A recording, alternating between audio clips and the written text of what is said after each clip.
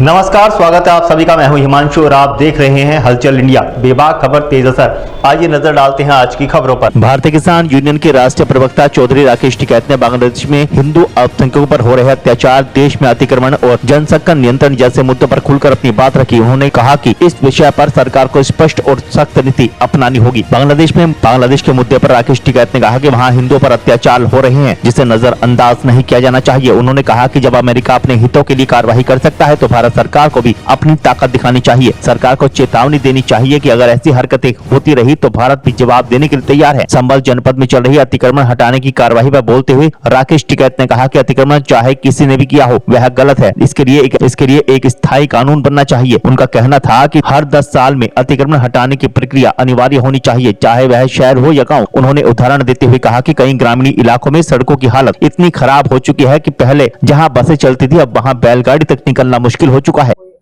भाई सरकार अपने वाली सरकार भी कर ले, जब अमेरिका कर सके और वहां के राष्ट्रपति को भी ठा के जा सके तो हमारे वाले भी भेजने जाएंगे। फाइटर विमान नहीं, यहाँ पे भी एक चक्कर से तो राउंड सा लगा ही दे वहां को। हाँ, कर लेना चाहिए काम, टाइट सा तो कर देना चाहिए। जिस तरह के हालात बन रहे हैं, जनता भी ये मांग कर रही है जब अमेरिका इस तरह का एक्शन ले सकता है हाँ तो भारत क्यों नहीं? हाँ बिल्कुल ले सके।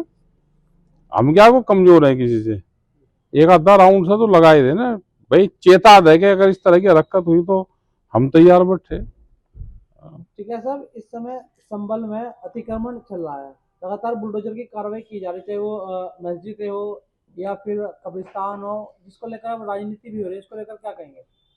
भाई अतिक्रमण तो किसने भी कर रखा, वो चाहे कोई भी है, अतिक्रमण तो अतिक्रमण ही है।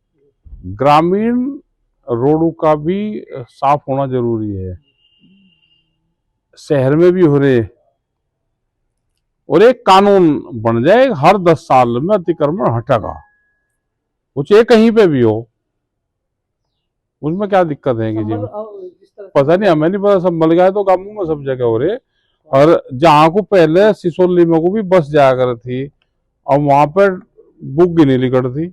अतिक्रमण तो सब जगह है, हर गांव में लेंटर बाहर निकल रहे, तो हटना चाहिए।